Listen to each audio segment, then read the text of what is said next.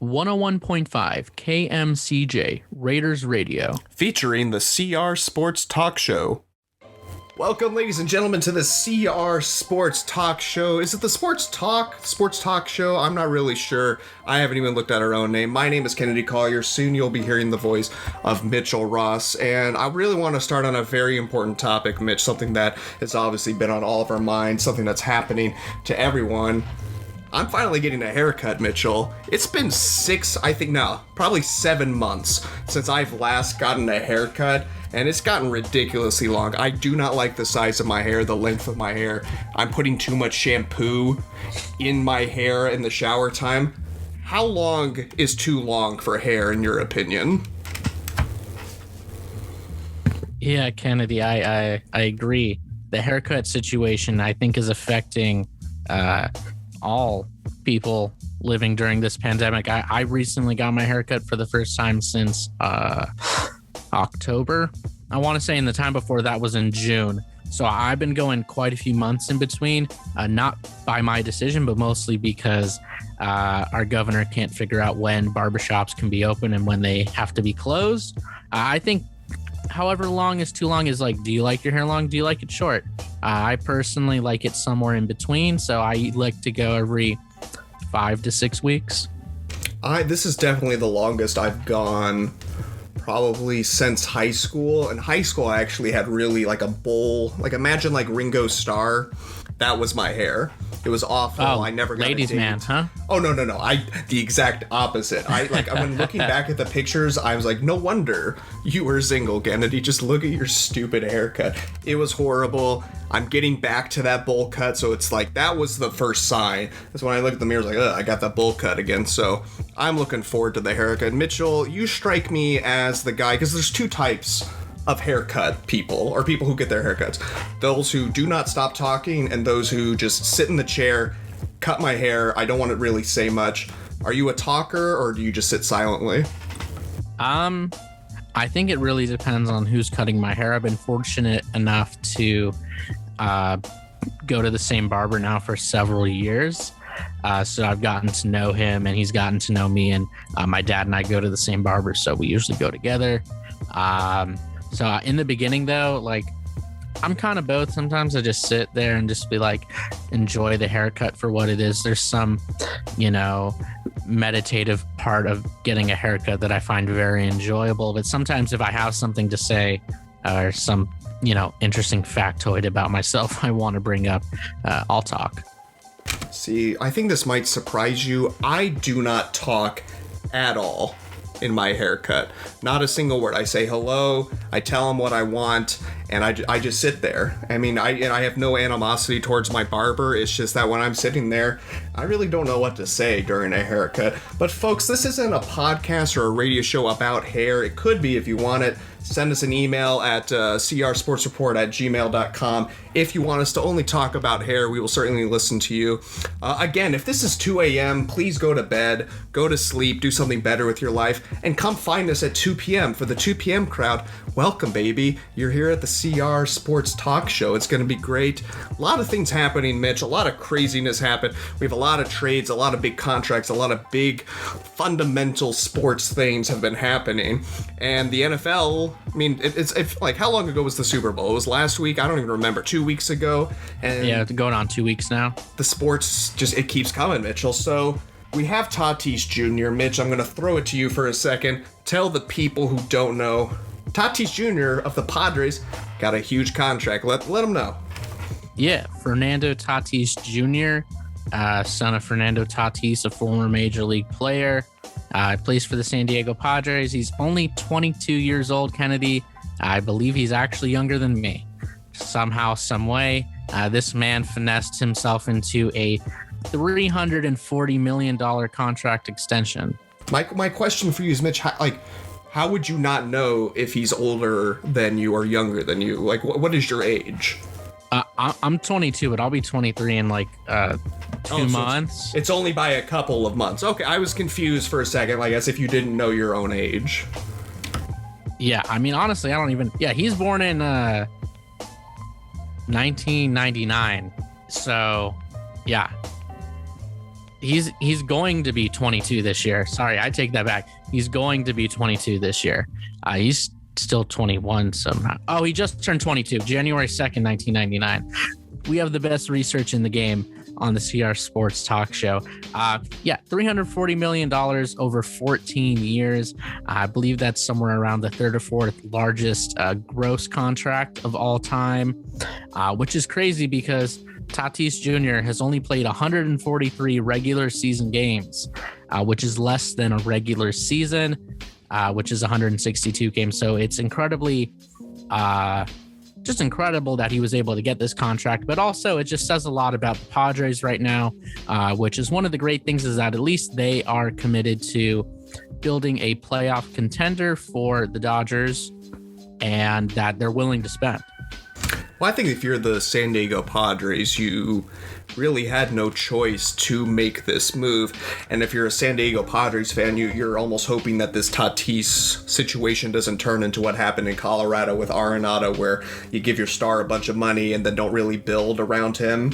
And then you trade him to the Cardinals and give him $50 million for the pleasure of, or the privilege, I should say, of having one of the best third basemen. But I'm not really salty, so we shouldn't really talk about that right now. But you have San Diego, like, Mitchell, if you're the ownership of the Padres, do you really have a choice in not giving Tatis Jr. this major contract? Because he's young, he's really good. I understand he hasn't played that many games, but if you look at the projections of him, he is going to be a star. The ceiling of him is really, really high. You have to roll the dice on that.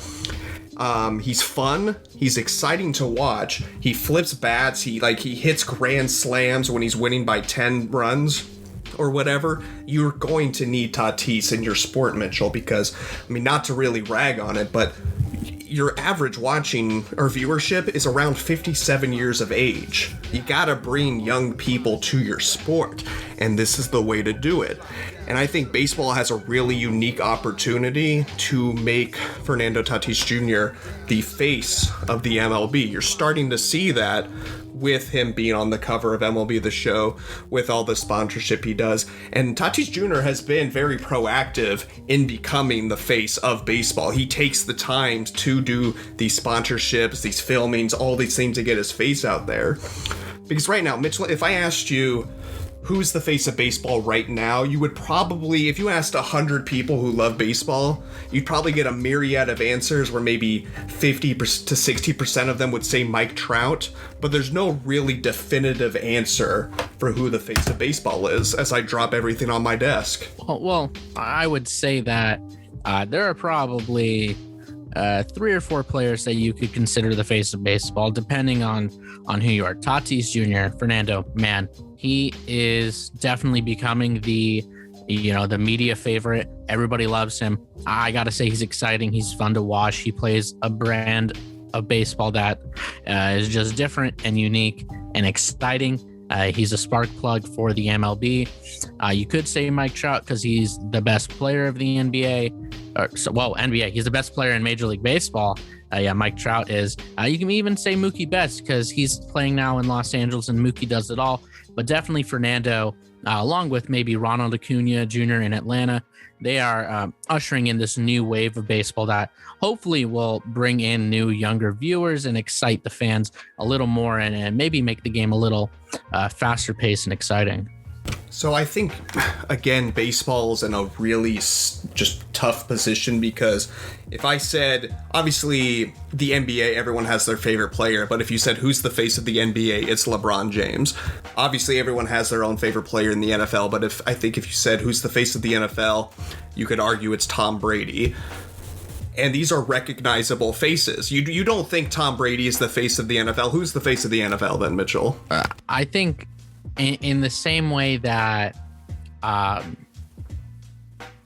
if I want to compare, like, LeBron James is to Mike Trout clearly the greatest, most talented, personal, individual achievement, greatest player of their sport. But Tatis is more exciting. He's new and he's fresh. I would argue that Patrick Mahomes is the new face of the NFL as we were seeing Brady start to age. Granted, He just won a Super Bowl, but who's got the most popular jerseys? Who's got all the big commercials? It's Mahomes. He's got the hair. He's got the look. He's got the arm. He's got one of the greatest teams ever from that Kansas City offense a couple years ago that won the Super Bowl. I would argue that Mahomes is probably more of the face of the NFL than Tom Brady. So, okay, I think that's a fair argument. But what I really wanted to get to in the argument was all the players we just named outside of the MLB, LeBron James, Patrick Mahomes, we could add Kevin Durant, we could have Tom Brady, we could have all those players. They are recognizable outside of their sports world. If Mike Trout left, the further Mike Trout goes from Anaheim, the less and less recognizable he becomes because he's very low, or he lies very low. He doesn't really make a scene. He doesn't really, put himself out in front of the cameras unless he's playing baseball. Honestly, if you were in a convenience store in Nebraska and Mike Trout walked into the store and you had no idea who he was, it's because he's Mike Trout. It's because he's so boring, so vanilla, and baseball needs an exciting player like Tatis Jr. They need to capitalize on this kid's excitement. So if you have the Padres giving him this huge contract, you have him flipping bats, you have him not caring about the traditional rules of baseball, this is an opportunity the MLB needs to 100% seize on. I completely agree.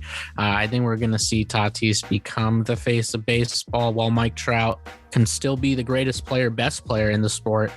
He just likes to keep it low key. But if you just took off your baseball glasses for a second and maybe went away for a year and Mike Trout came next to you and sat down next to you on a bench, how long would you think it would take you to notice who Mike Trout is?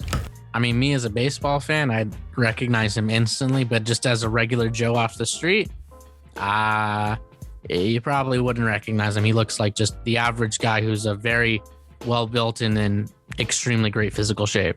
Mike Trout could kiss me on the mouth and then tell me that kiss was from Mike Trout from the Anaheim Angels, and I still wouldn't even know who Mike Trout is.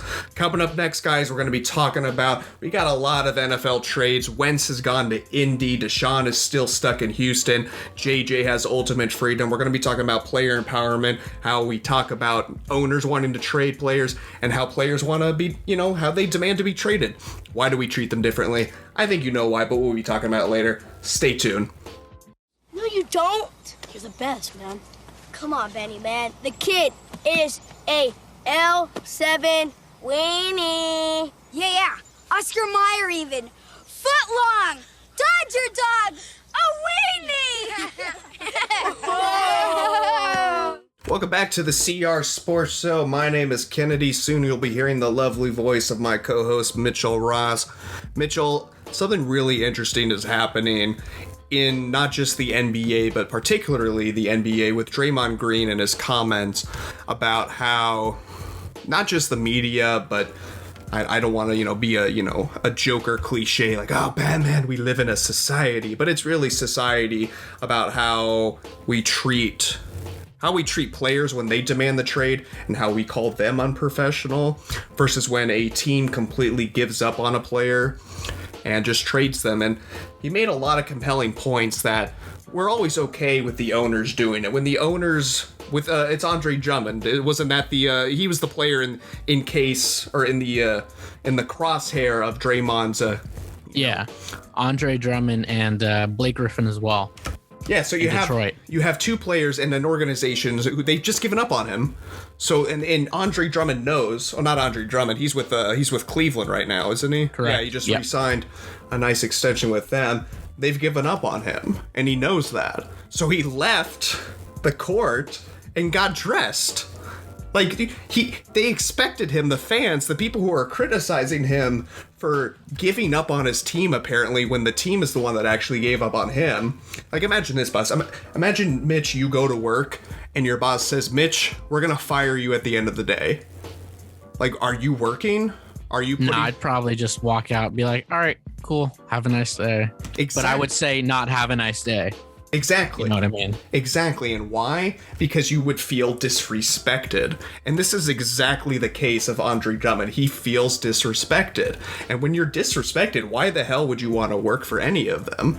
So I just never understand, Mitchell, that we give so much leeway to these billionaires who couldn't be any closer to the lives that you and I live. We are closer to what an NBA athlete life is, as far away as that is, than we will ever be to what a billionaire is. I never understand the siding with management on this. Every time you see some social injustice go on in the workplace, we always are able to sympathize with the workers and go, why is management abusing their power?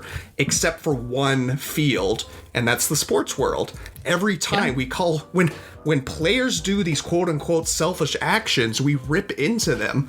But when the owners are public about this exact same thing, it's just business. Yeah, I mean, I will say Draymond brings up a great point, and him just being a vocal player in general, that's his personality to just say it how it is. And that's one of the things that I love about Draymond is that he keeps it real 100% of the time. There's certain rules in the NBA where you're not allowed to talk about the inner happenings of trades or contract negotiations, unless in this scenario, you are the team itself. When the team goes out and says, hey, we're going to trade Andre Drummond, we're looking for a trade partner, they're allowed to say that. But when Draymond speaks up about it, he was fined around $100,000 or more by the NBA. I believe it violates the tampering rules, which is just ridiculous that he is not able to, as a player, as a member of the Players Association, talk about these issues, the same issues that the teams are talking about and getting fined for it. I think it goes back to just this movement that we're seeing of players being more empowered to speak their minds and say how they really feel, and giving them more power in the relationship between owner or governor, as they are in the NBA, and player. I think I'm surprised about where the message is coming from, and I believe I shouldn't be surprised, because I think if you look 4 or 5 years ago, back when the Golden State Warriors were in their prime, and you had Draymond almost acting like a Dennis Rodman type tough guy who would get the rebounds, who would always speak his mind, I'm seeing a real, not a maturity because that's just rude, but he's fed up with how NBA players and just players in general are being treated. And I think the most amazing turn, I mean, we could talk about the issues more in a little bit, but I just want to talk about how Draymond, like, he goes on the TNT show, inside the NBA on TNT. I think he's going to be a regular studio host eventually once he retires. I think he's fantastic in front of the screen. Have you been able to watch him at all on TNT? Yeah, I mean, Draymond, for one, he's a great team player. All those years in Golden State, he knew his role and he did his role extremely well, and that's what helped him win 3 rings there. He's a personality. He's got an opinion. He's got a very distinct point of view that is unique to him, and it's something that the players want to see for the same reason that Shaq's got personality, Chuck's got it. It's interesting, and I think that's what the viewers like to see.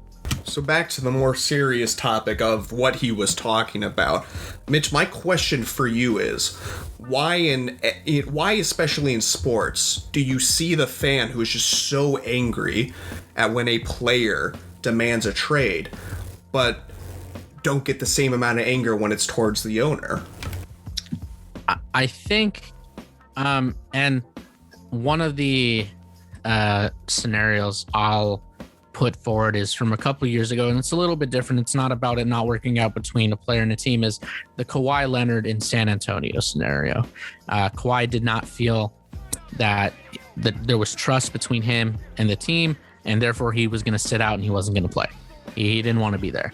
And fans were getting upset with him because they thought he was like a crybaby. He didn't want to go. And I can understand, because as a fan, you buy into a team. And when it seems like a player is committed and your team is winning, you don't want to see that team broken up. Okay.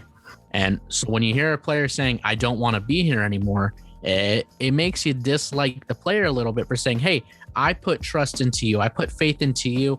into the product that you're putting on the court or on the field or on the ice, whatever arena that it is. And now you're saying that you want out, that you don't want to be a part of this organization that I have followed and rooted for and loved for my entire sports life. It's a little hard to take as a fan.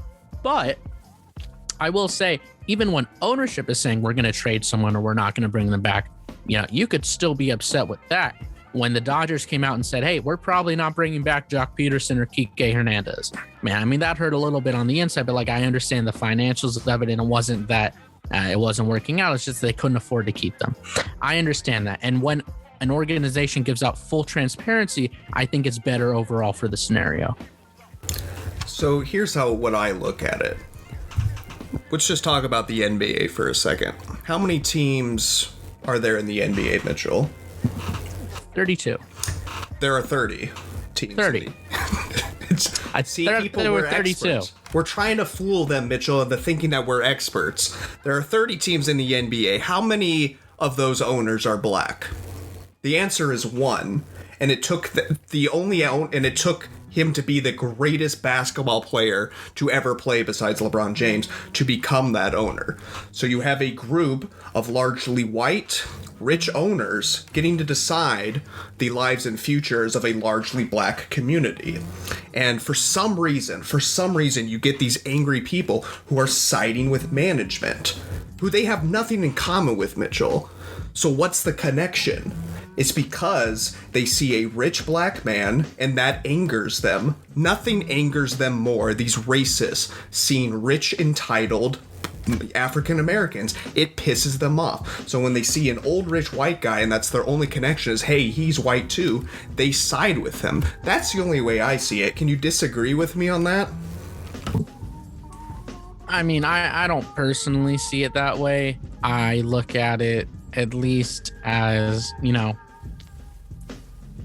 you're a professional athlete and you are extremely lucky that you have worked very hard. It's no shortage of hard work and determination, but you also have some natural given talent to you, and maybe some natural physical talent as well.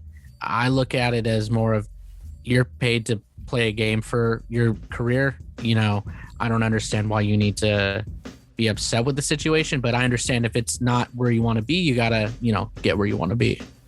So Mitchell, if you were the best in your profession, let's pretend for a second you wanted to pursue journalism and become the greatest journalist ever, and you had the talent to be the greatest journalist ever, wouldn't you use that power to get exactly what you want, to work exactly how you want?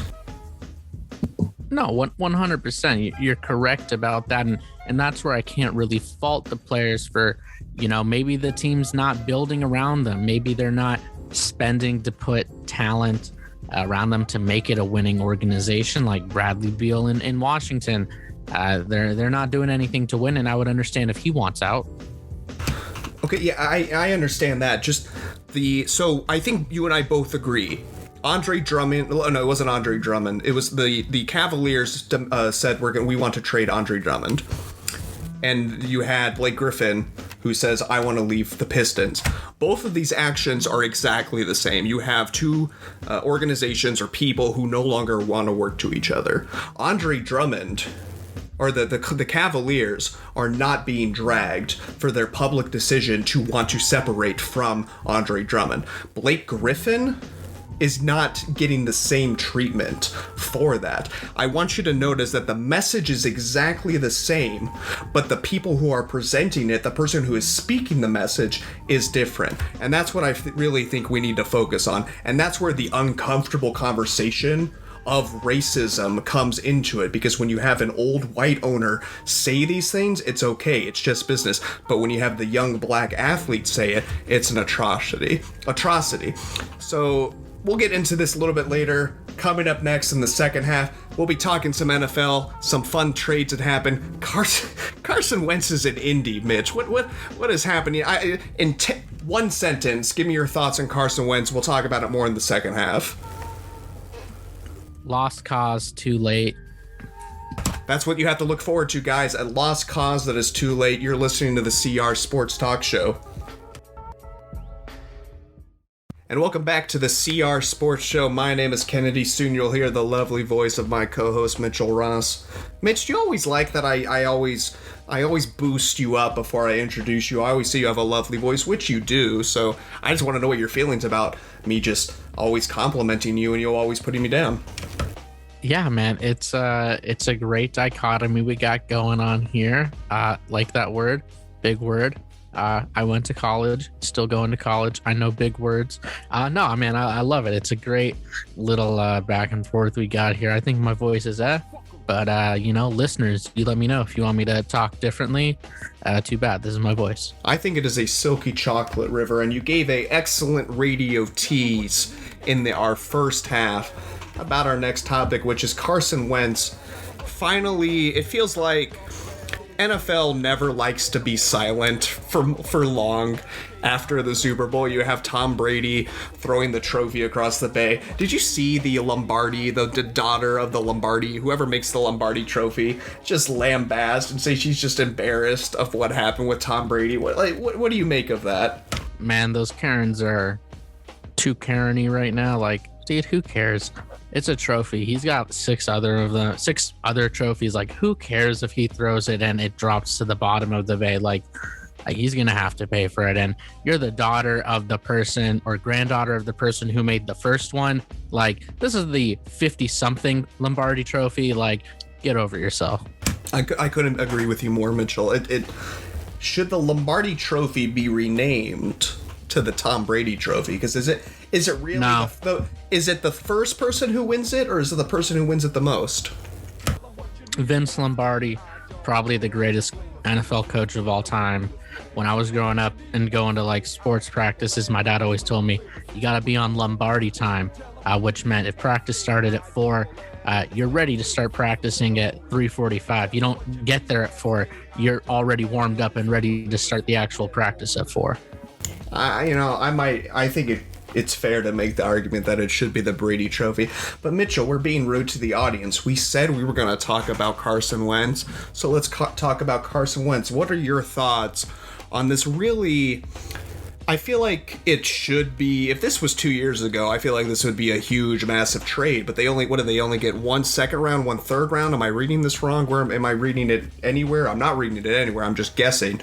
But they really didn't get what Philadelphia thought they would get for Carson Wentz, and I just want to know what you think about that.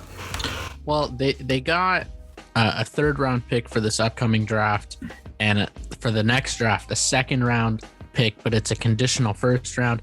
I'm not really positive how those work in the NFL. I believe if Carson plays 70 or 75% of the snaps, that second round pick becomes a first round pick. Interesting. Yeah, I didn't know that. Thanks for the information. I mean, look, I think they got a fair deal. You got to look at what the Lions got for Jared Goff, and then compare Goff to Wentz. They got 2 first round picks and Jared Goff, giving up Matt Stafford. So, I mean, geez, the whole Carson Wentz saga in Philly, like, it's finally over. It's difficult because when he was good, that year that Philly went to the Super Bowl before he got hurt, man was like a legit bona fide MVP candidate. And it just seemed like after that, he just regressed at such a rapid rate. It was really hard to watch just as a football fan in general. And then he lost the locker room and he lost, trust with management and ownership. So I think it's good for everyone that it's just moving on and he'll get a clean slate in Indy. I try to, excuse me, that was gross. I try to pride myself on not doing knee-jerk reactions, like, to the typical sports cliche sports fan, like, oh, if this player does this, he's gonna be a champion. But I'll admit that 2 or 3 years ago, when it was Wentz's first season, I saw a story where he was on a dinner date and he was watching film underneath the table, and I don't know why, but the minute I said that man is going to be better than Peyton Manning, just on that fact alone, and it was just stupid. It was nothing but just stupid things that fans love to hear about athletes. Oh, he just can't be pulled away from the game. So it's 2-3 years ago, this trade would have never happened. It would have been, It's so big that everyone would be talking about it. People are obviously still going to talk about it, but just not in the same sense that they would have so long ago. Basically, this was just a win for the Eagles, just getting this contract off of their payroll. Like, that's it. Like, if I'm the GM, and honestly, I probably would have taken the first, like, it would have been first come, first serve with Carson Wentz if I'm running the Eagles. I would have taken a 7th round pick. Now, maybe that's why I'm not a GM of an NFL team, but I think that just getting rid of Carson Wentz and getting that large paycheck that you have to pay him off of your payroll, that's the most important thing. And I think the Eagles made out like bandits with only a 3rd round and a 2nd round, and that's saying something about Carson. Yeah, I mean, I would like to argue that Carson Wentz is a winner of this trade because clearly his time in Philly was over. It was not the right situation. But he's being reunited with his offensive coordinator from when he had the 33 touchdown to 7 interceptions in that Super Bowl run season. He's reunited with Frank Reich out in Indy, and Indiana's got a pretty good offensive line, so he's going to be pretty well protected, and he's not going to have to take as many huge hits as he was in Philadelphia. I mean, I think this has the potential to turn around for Carson Wentz. I think it'll be up to him. Is he going to embrace his new situation as, yeah, I'm not the shiny new toy anymore. I'm kind of the broken toy, but let's see if I can be fixed. And we'll see if he buys into the new system. Does this trade make the Colts better? Yes or no, Mitchell? Are they going to the playoffs? And if they do, are they making a deep playoff run this season? Well, they were a playoff team last year with Phillip Rivers, who was on his way out the door in the NFL. Yeah, they play in the AFC South, which is not the best division in football. So I would say, yeah, they're still a playoff team. I don't know how deep they're going to run. We'll see who they run into in the playoffs. But look, if they can get Carson Wentz right again, if they can get him to be, 80% of what he was at his MVP caliber form, I think Indy has a shot to go, to the 2nd, 3rd round of the playoffs. I don't know that they're going to make it through Mahomes, though. Right, they got the wild card divisional. The third round would be conference championship. Yeah, they're not making it to the conference championship. Look, anything in the NFL can happen on a week-to-week basis. Like, if Wentz could be that MVP caliber player again with that offensive line reunited with Frank Reich with a pretty solid Indy defense, yeah, look, anything can happen. They could rattle off 10, 12 wins in the season. Who knows? Anything can happen, but it's really dependent on, can Wentz buy into the system, and can he regain, the mental stability to be a starting quarterback in the NFL again after losing his job.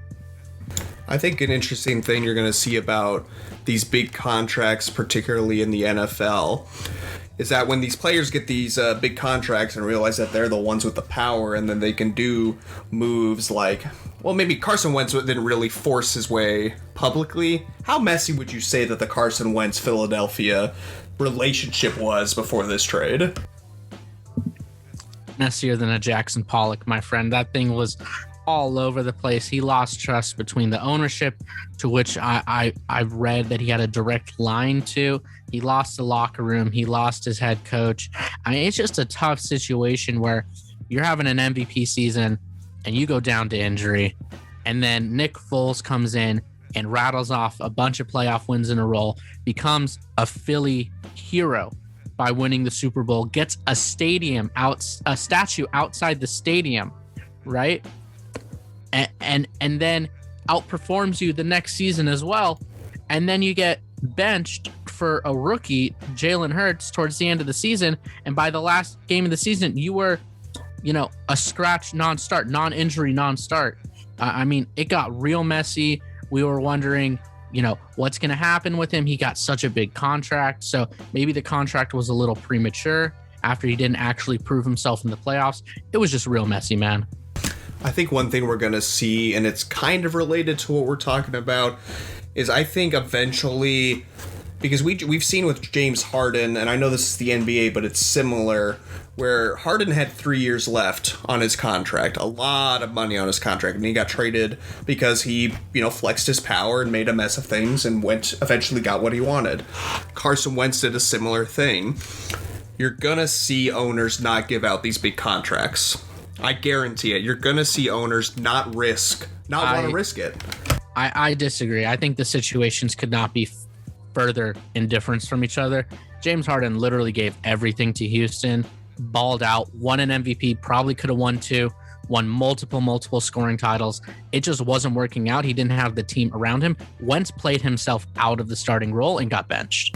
And that is a fair criticism of my take. I guess I was talking about not the outside situation, but just the two parties not seeing eye to eye anymore. And you have a player who, even with Carson Wentz, who is terrible, he still flexed his power because of that large contract. He had power because of all the money that is going to him.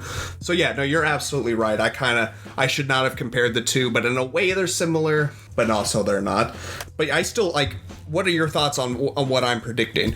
That you're going to see less and less of these big, massive contracts outside of baseball. Forget about baseball right now, because that's its own weird sport that doesn't even have a salary cap. But I think you're going to see owners not give star players long and big contracts. I think you'll see shorter term, more lucrative deals. I also think you're going to see less value being placed on high draft picks. If you have a team that's 1 or 2 pieces away from making a serious Super Bowl run, and you have a couple first rounds to spare, I could see you dropping 2 or 3 to get that playmaker, to get, a team that might be 1 quarterback away from Super Bowl. I could see 3 or 4 first round picks for a Deshaun Watson, right? If the Rams thought they were 2 first round picks away from getting Matt Stafford, and Matt Stafford is the key to them winning the Super Bowl, I can understand that. They went out and got Jalen Ramsey. They spent a lot to get him. And look at that defense this year. It was great. It didn't, end up doing the job and winning the whole thing for them. But it was one of the greatest defenses we've ever seen. I think you're going to see teams, bring in a Tom Brady and bring in, all these other players on a short-term deals because they want to be there with that guy if he's the right guy. I don't even remember what I was going to say. I just had a complete brain fart. So in that case, we're going to move on to our next segment. We're going to do a quick commercial break. Coming up next, sure, a few immigrants died, but we had beautiful stadiums built. We're going to talk about the World Cup in Qatar. Halfback passes to the center. Back to the wing. Back to the center. Center holds it. Holds it. Holds it. Halfback passes to center, back to wing, back to center, center holds it, holds it, holds it! Welcome back to the CR Sports Talk Show. We've done this, you aren't going to hear it, but we've literally done this intro 4 or 5 times because I keep messing it up. Either I can't turn on the microphone or I burp so hard that I throw up. But Mitchell, I promise you that this is going to be the last time we record this last segment because I want to talk to you about the FIFA World Cup happening in Qatar in 2022. And I know that it's a year away, but what's happening in the news right now is I almost called him Odell Beckham Jr. David Beckham. See, it's a similar name, Beckham and Beckham. David Beckham has become the official face, the official spokesperson, or one of them, of the Qatar World Cup. And it's really put him in this just awful bind where he is supporting this government and organization that is essentially abusing immigrants and treating them awful and violating all sorts of human rights. Hundreds of workers die building these beautiful stadiums that aren't really necessary. The temperatures in Qatar average about 113 degrees Fahrenheit in the summer, Mitchell. Imagine an average of 113. Have you ever been to Phoenix, Mitchell? I have, yes. I have been to Phoenix. Do you remember how hot it is in Phoenix? It's definitely up there. I remember not Phoenix, but Bullhead City. I went in the summer one time going to the lake, and it was 123. So now imagine that heat and having to run the 4 or 5 kilometers that a soccer player averages playing a sport in 113 degree heat. That would be insane. Luckily, the organization is so corrupt and insane, but they're at least smart enough to not play the games in summer, so they're playing it in winter, which is literally going to affect every single major, at least European. Sometimes the South American leagues play during the summer, but every major European competition is going to be affected by this World Cup because of the greed. And my question for you is, why would David Beckham, who has been the face of not just Inter Miami, the soccer team he is part owner of for the MLS, but really kind as an ambassador of the sport, why would he put himself in this position? Great question. I'm glad you asked. As the resident soccer fan amongst the sports crew, just kidding.